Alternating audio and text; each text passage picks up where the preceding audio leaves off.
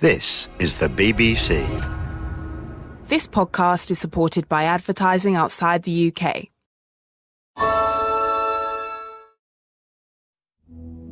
UK nationals, it's time to take action. If you're settled in France, you need to register for residency. You need to make sure you're registered for healthcare. You also need to check online that your passport is valid and renew it if you need to. And if you drive, you need to exchange your UK driving licence for a local one. Prepare for the UK transition now at gov.uk/livinginfrance.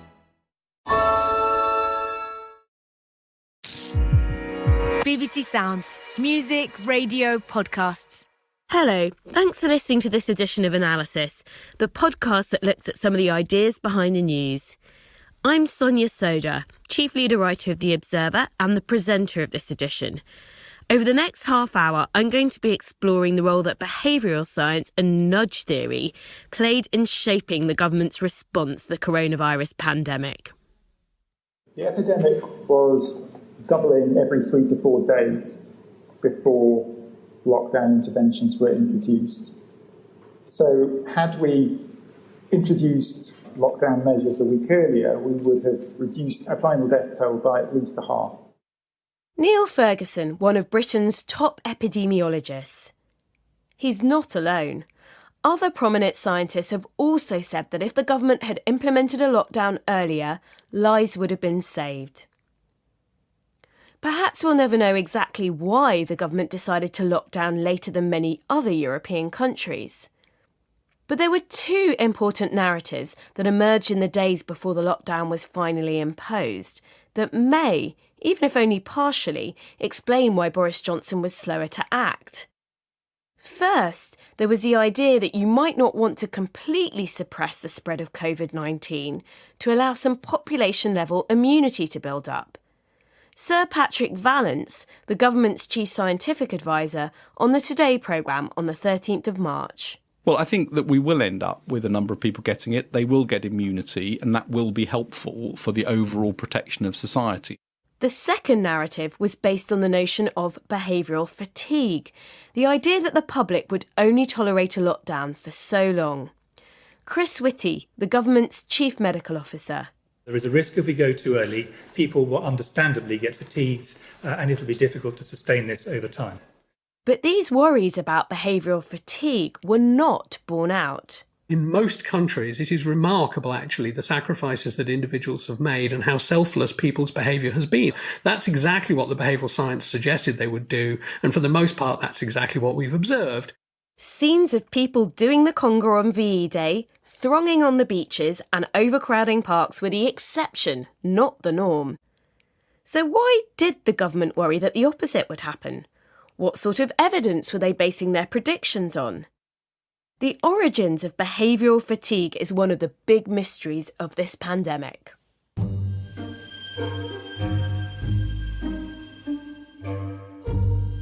Behavioural fatigue sounds like a concept that might have emerged from behavioural science, a discipline that is all about human behaviour change. And behavioural scientists have been more visible than normal during this crisis. Professor Susan Mickey is one of the country's most respected behavioural scientists. She's been advising the government's Scientific Advisory Group for Emergencies, known as SAGE, on how people will react in these extraordinary times. We can try and initiate new behaviours that haven't been there before. We can stop existing behaviours. We can think about changing the frequency, duration, intensity, patterning of behaviours. Until we get a vaccine or treatment, the most powerful weapon against coronavirus is behaviour change. So this is why the key protective behaviours, if we could get the whole population to engage in these in a sustained way, we could suppress this pandemic tomorrow. We're all familiar with these behaviours by now.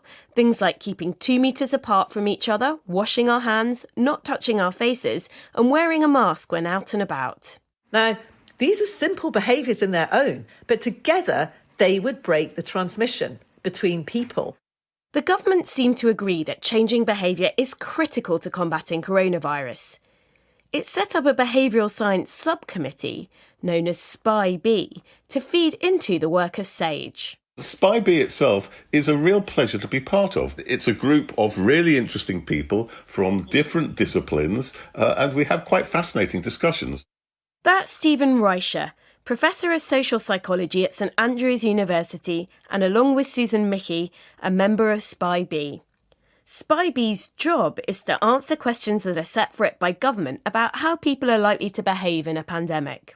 We look at literature reviews, so systematic reviews of evidence about what has happened in previous pandemics, both in terms of, say, the consequences of quarantining or in terms of the effects of certain kinds of interventions.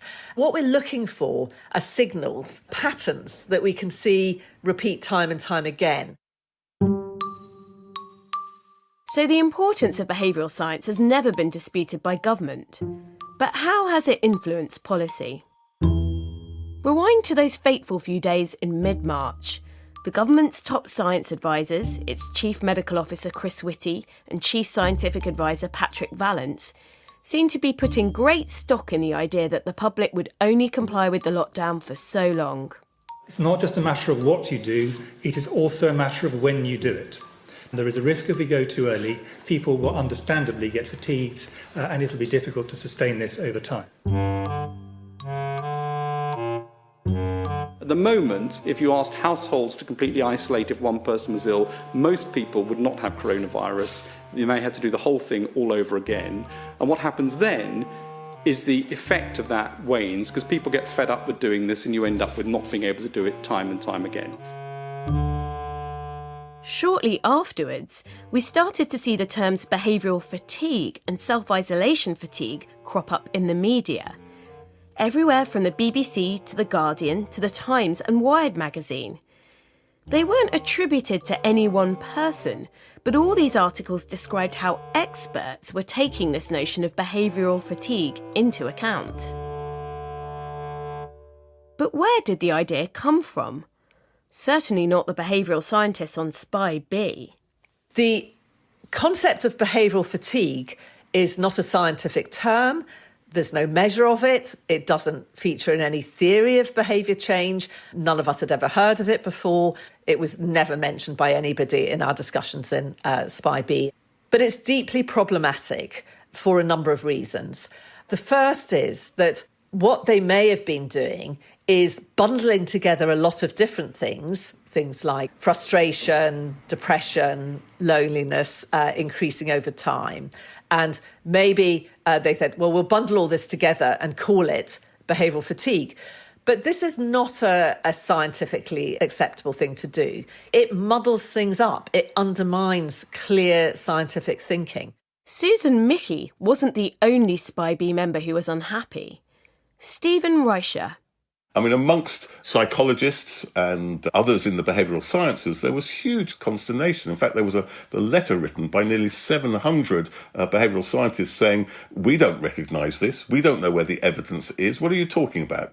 While the term seems intuitive enough, it doesn't feel like it actually has direct resonance with any of the literature that I knew about.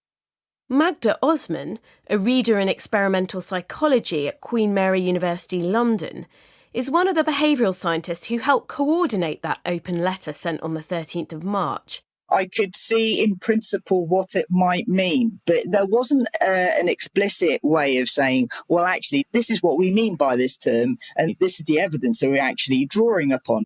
If you're trying to make a very compelling case about the fact that there's a possibility people might resist a fairly kind of heavy-duty policy intervention, then there's some degree of responsibility to make that kind of stuff explicit.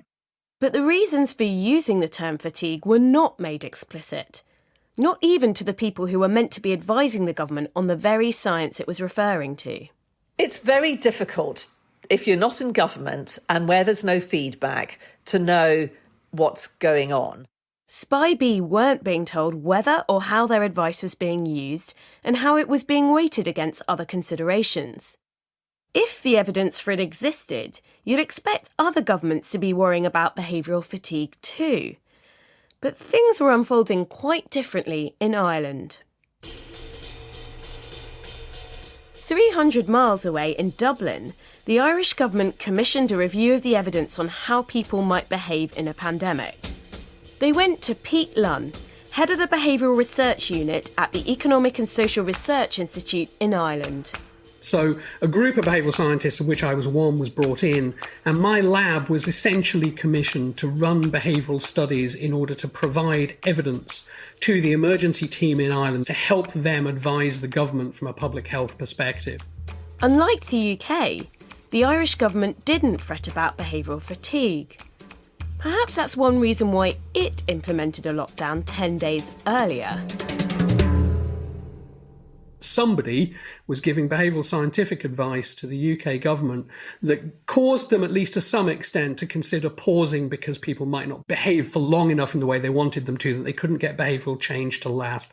We advised explicitly that we didn't think there was evidence for behavioural fatigue, that we thought that people's compliance behaviour could extend for quite a long period of time, provided the communication was good enough, provided the problem was understood well enough.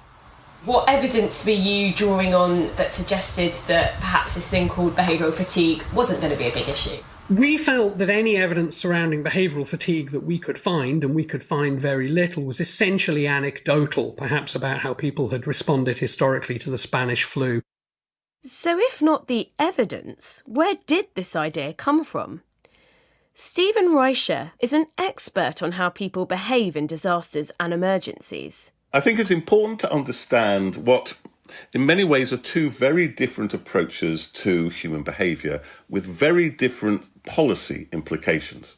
The traditional one is that human beings are psychologically, cognitively fragile. We're not very good at handling information. We're full of biases. We can't cope with uncertainty. We can't cope with probability. And particularly in a crisis, we panic. And that, first of all, people are a problem because of their panic, especially in a crisis. And secondly, they have to be led indirectly to do the right thing. That's not the only take on human psychology in a crisis, though. Now, because of the dominance of that fragility perspective, when it happens, people tend to be surprised. If you look at actually what goes on in disasters and emergencies, what you find is actually it's very rare for people to panic. What you find instead is people behave in remarkably orderly ways, and actually they're rather good at coping with emergencies. We develop a sense of being in this together. We develop a sense of shared social identity, of we-ness, if you like. And that is a root of psychological resilience. But this sense of we-ness isn't particularly intuitive. For many years, I've been involved in various committees about how people behave in emergencies and disasters. And time and again, you do get that sense of concern at human psychological frailty. So you will talk to civil servants and you will talk to politicians, and they will say nervously, look, can we let the public know what the dangers are, say, of a terrorist attack? Can they cope with that information? Even the experts have to check their bias. Pete Lunn. Even though I had read that in multiple scientific studies, there was still a bit of me that found it slightly hard to believe, because you have this kind of intuitive idea that when a crisis hits, people might act for themselves and might panic. When it comes to the barriers to people adhering to lockdown, for instance, it doesn't come from the psychological problem. It's not a problem of motivation. It's either a problem of lack of information. You simply haven't told people what they need to do, so they don't do it. Or else it's a problem of opportunity, that they're just practically not able to do it. We know that if you go about the communication the right way, it is possible to get people to sustain their behaviour in those circumstances for quite a long time, that they will make sacrifices for the greater good. That fundamentally formed the basis of our advice. But by the time you realise what people's willingness to comply in the face of a pandemic like this would be, it's too late. Did our government realise too late that people were more than willing to comply with a lockdown? If the government weren't listening to the advice of the behavioural scientists on its own expert committee, who were they listening to? There is another source of behavioural expertise in the UK that sits quite apart from SPI-B. The Behavioural Insights team was set up early in the Cameron government to advise them on behaviour change. Did the idea of behavioural fatigue originate here? Let's go back to those few days in mid-March when the Chief Medical Officer was talking about fatigue and the Chief Scientific Advisor said there was a potential we'd get fed up with restrictions. There was another influential voice on the airwaves at this time. You want to protect those at-risk groups so that they basically don't catch the disease. And by the time they come out of their cocooning, herd immunity has been achieved in the rest of the population. In mid-March, David Halpern, the director of the Behavioural Insights team and a former strategy advisor to Tony Blair, did a series of press interviews in which his team's influence on the government's pandemic response was discussed. And in the clip you just heard, an interview with the BBC's Mark Easton, he was introduced as a government science advisor. As well as talking about herd immunity, Halpern alluded to the idea of behavioural fatigue. In one interview, he said, "If you go too early and tell people to take a week off work when they are very unlikely to have coronavirus, and then a couple of weeks later they have another cough, it's likely they'll say, 'Come on already.'" The Behavioural Insights team have denied the idea of behavioural fatigue came from them. Halpern also later distanced himself from the concept when he gave evidence to the House of Lords Science and Technology Committee in June, though it wasn't an explicit denial. Sure, no, there's been a lot of debate about that. It didn't, from my memory, come from SPI-B or us specifically, although obviously there's a long literature around fatigue, around treatments. We've done trials, for example, on tuberculosis in places. A lot of people have stopped taking their medicine, so to medics is a pretty familiar phenomenon. Clearly, there is a literature which sits behind. If you think you're going to go into a lockdown, which is going to go for many, many months, there is a history which goes back to it, not least from the Spanish flu, where repeated lockdowns did lead to deterioration in compliance over time. Halpern's prominence at the beginning of the pandemic has left many people wondering what role the Behavioural Insights team has played in influencing policy. To get a sense of that, let's go back to 2008, when the financial crisis was just unfolding, and a new book about human decision-making was required reading for Westminster insiders. I can't remember how the book came to my attention, but I know that it did. It turned out that it was already on the radar of some people already, including some advisors of the Conservative Party. That's Richard Reeves, who back then was my boss at the think tank Demos. He's talking about the book Nudge by Cass Sunstein and Richard Thaler, whom Reeves hosted when he came to the UK. I was really entranced by it and reached out to him and helped him to put together some of the work that he did when he came over in 2008, which I think was probably a small step towards the creation of what became the Behavioural Insights team. Sunstein and Thaler's central insight was that people can be nudged towards socially beneficial behaviours by making certain actions the default or easier option without ever banning the bad option. So, for example, putting fruit instead of junk food by the supermarket till, or opting people into saving into a pension unless they choose to opt out. Nudge built on the insight that humans aren't perfectly rational. Our long-term selves might want to save for our retirement, but in the short term, we find all those other things we could spend our money on too difficult to resist. This is a very old insight from psychology, but incorporating it into economics spawned a new branch of the discipline that was labelled behavioural economics. It caught the eye of policymakers around the world. I think the reasons I was attracted to it were pretty common, actually, which was it felt as if for relatively small costs, you could have some quite big changes in behaviour if you could understand the psychological architecture of human beings.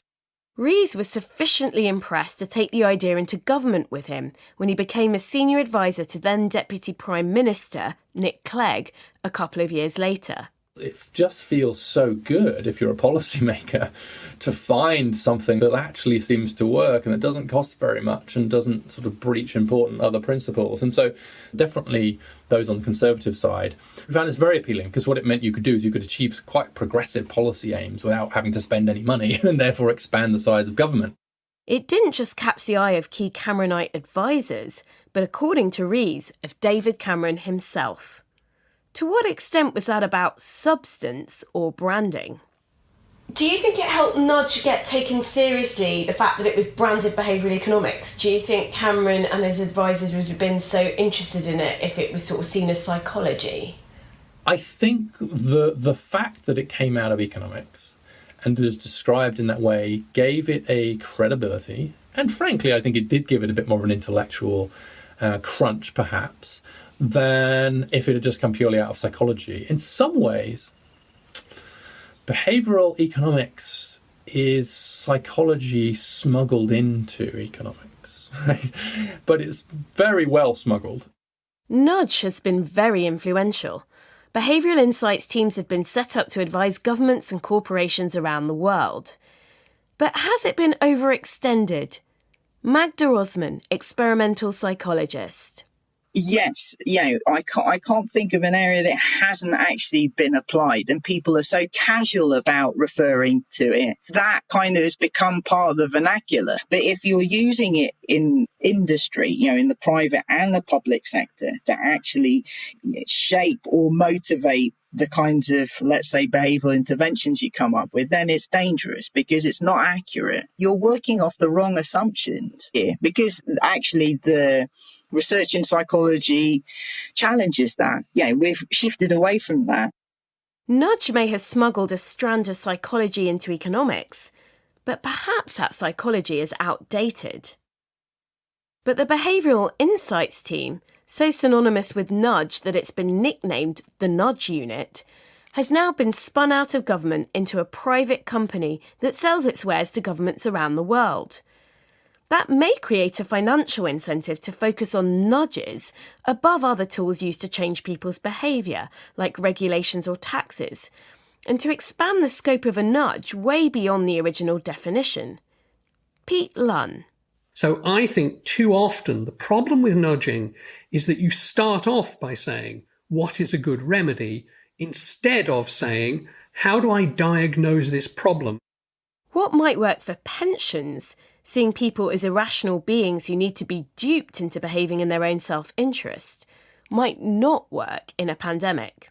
I worry that what actually happened to some extent was that people thought, well, changing behaviour in the face of a global pandemic is a bit like trying to change people's behaviour in terms of things like diet and physical activity. And actually, given how frightened we were, and also, more importantly, given that it took place in the context of a collective action problem, and that's the key thing, I didn't think that that analogy was a good analogy. Now, I don't know that the people who advised that there was a problem of behavioural fatigue were using that as their kind of mental model. I simply don't know. I don't even know who gave the advice still after all this time.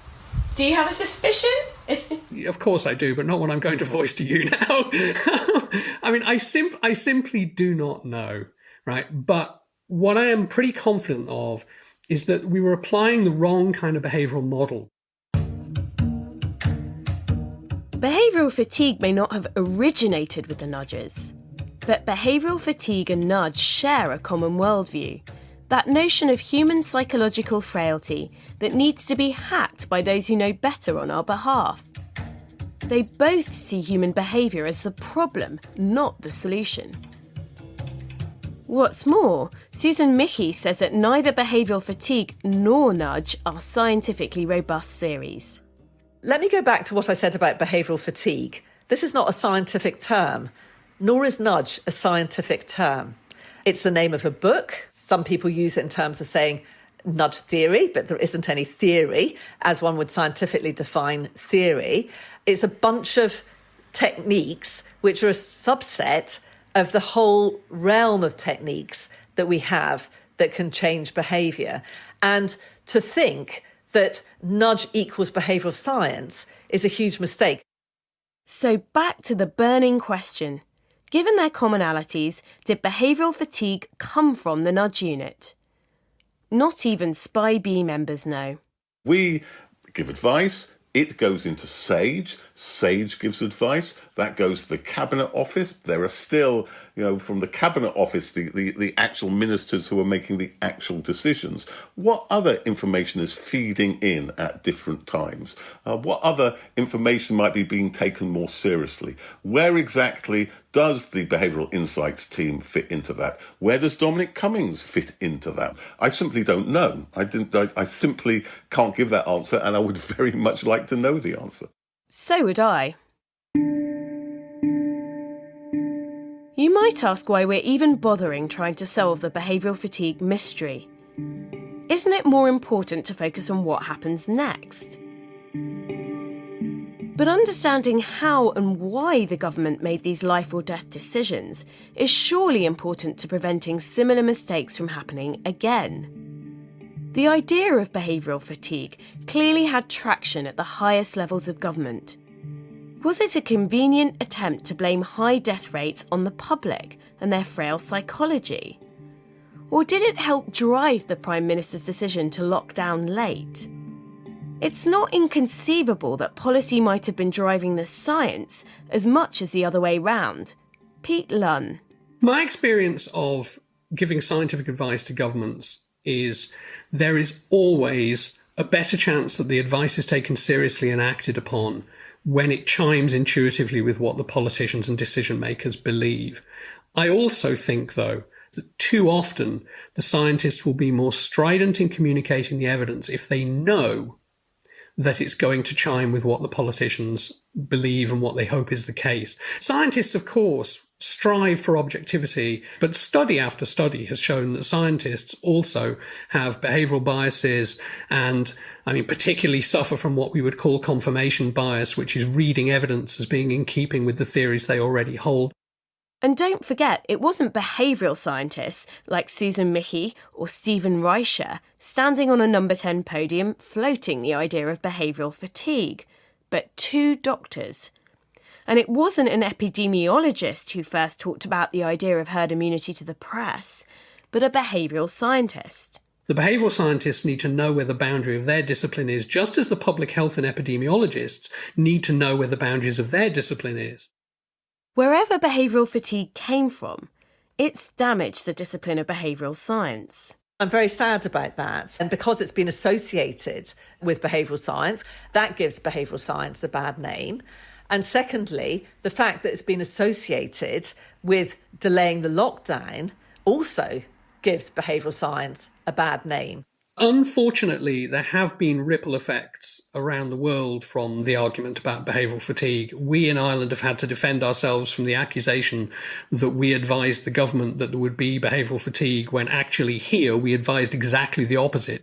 That's not just to the detriment of behavioural scientists, it's to the detriment of us all. Because, returning to where we started, until there's a vaccine or a treatment, combating coronavirus is overwhelmingly a question of changing human behaviour.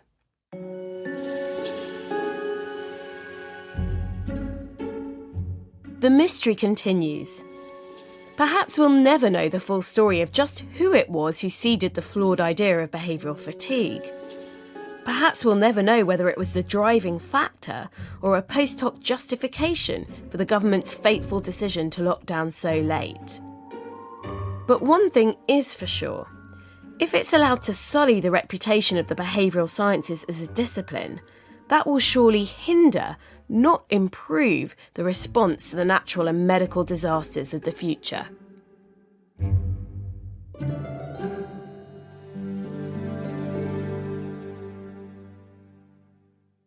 That was Analysis, presented by me, Sonia Soda. It was produced by Gemma Newby. And if you found it interesting, do please subscribe to Analysis or rate us wherever you find your podcasts. Hi, I'm Joe Wicks, and I'm just popping up to tell you about my brand new podcast with BBC Radio 4. It's extraordinary. It almost turbocharges you. I'm really interested in the links between physical and mental health, and what kind of ordinary, everyday activities people do to keep on top of things. I keep fit because it's relaxing, because it absolutely relaxes my mind. And that's so important. So in this podcast, I'm having a chat with some of my favourite people to find out their tips and tricks to staying healthy and happy. For me, it's a full body experience and it's a total game changer. I think you're going to love it. Hit subscribe on the Joe Wicks podcast on BBC Sounds. Let's do this.